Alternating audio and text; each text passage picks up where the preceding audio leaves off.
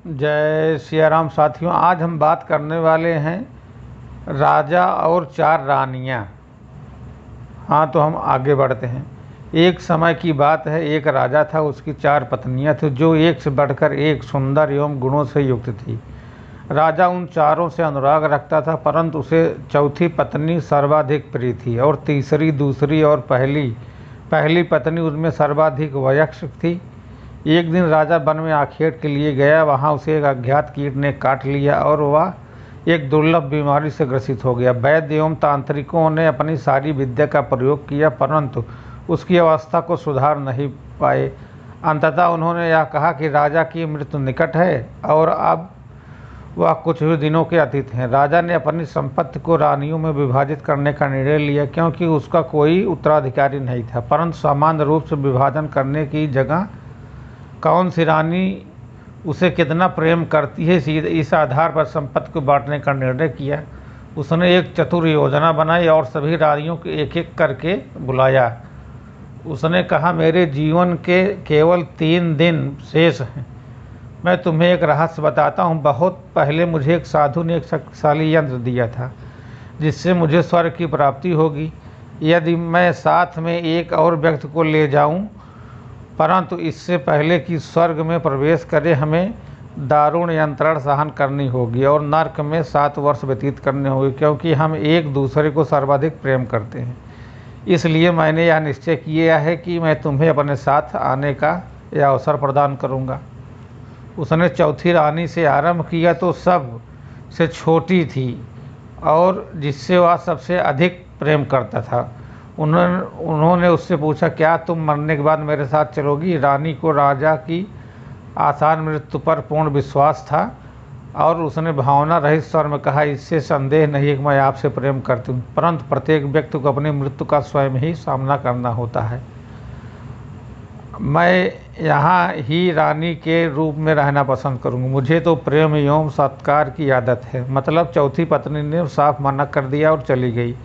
राजा को अपनी तीसरी पत्नी भी बहुत प्यारी थी और उस पर उन्हें गर्व था। उन्होंने उसे बुलाया और साथ मरने का पूछा। तीसरी पत्नी बोली, मैं आपको यह सिद्ध करूंगी कि मैं आपसे सबसे अधिक प्रेम किया है, पर मैं आपके साथ नहीं चल सकती। मुझे अपनी ज़िंदगी बहुत प्यारी है। राजा की दूसरी पत्नी हर मुश्किल के समय में उनका साथ देती आ रही थी। राजा ने उसके साथ चलने का पूछा। दूसरी पत्नी ने कहा, माफ़ कीजिए महाराज, मैं उससे आपकी कोई मदद नहीं कर सकती। मैं आपका अंतिम संस्कार जरूर करवा सकती हूँ और मैं उस वक्त आपके साथ रहूँगी।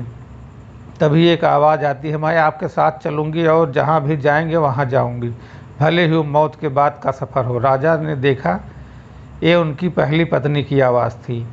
राजा अब शांति अनुभव करता है कि कोई तो है जो उसे बिना किसी अपेक्षा के प्रेम करता है, पर उन्होंने उस पर सबसे कम ध्यान दिया था। राजा को बहुत शर्मिंदा महसूस हुआ।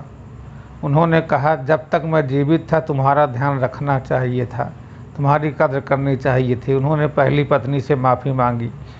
इस कहानी का भावार्थ हमें क्या सिखाती है? वास्तव में यह कथा आपकी, हमारी और प्रत्येक मनुष्य की है। हर व्यक्ति की 4 निम्नलिखित पत्नियां होती हैं। चौथी पत्नी हमारा शरीर। अब हम इसे खूब सजाते और गहने पहनाते हैं, अच्छे कपड़े पहनाते हैं, पर आखिर में हमारा साथ छोड़ देती है। हमारी तीसरी पत्नी होती है धन संपत्ति। हम जीवन का बहुत सारा समय घर को साजो सामान से भरने में लगा देते हैं, वो भी हमारे साथ नहीं चल सकती। दूसरी पत्नी है हमारा परिवार और दोस्त। वो हमारा हर सुख दुख में साथ देते हैं, लेकिन ज़्यादा से ज़्यादा वो हमारी आखिरी समय में हमें अलविदा कहने आ सकते हैं, पर साथ नहीं चल सकते। पहली पत्नी होती है हमारा चरित्र व संस्कार, जिस पर हम ज़्यादा ध्यान नहीं देते, पर ये ही वो पत्नी है जो मरने के बाद भी हमारा साथ नहीं छोड़ती, सदा साथ जुड़ी रहती है। हम में से अधिकतर लोग इस कहानी के राजा की तरह ही जीवन जीते हैं। ऊपर लिखे क्रमानुसार ही अपनी पत्नियों से प्रेम करते हैं। हालांकि यह जीवन का आधार भी है और आवश्यक भी है कि साजो सामान के साथ आरामदायक जीवन जिए, परिवार और दोस्तों को प्यार और संजो कर रखें, अपने शरीर का ध्यान रखें। इसे एक स्वस्थ शरीर में भी महत्वपूर्ण है, क्योंकि आप जब आप शारीरिक रूप से सबल हों तभी आप अपना ध्यान रख सकते हैं और अपना उत्तरदायित्व निभा सकते हैं। पर कभी भी अपने चरित्र और संस्कार को नज़रअंदाज न करें और इसे भी मजबूत बनाएं, क्योंकि जब अब अच्छे चरित्र व संस्कार आपकी पहचान बन जाती है तो आप स्वयं ही शांति और खुशी का अनुभव करते हैं। जय सिया राम सीताराम। वीडियो अच्छी लगी हो तो चैनल को सब्सक्राइब जरूर करें।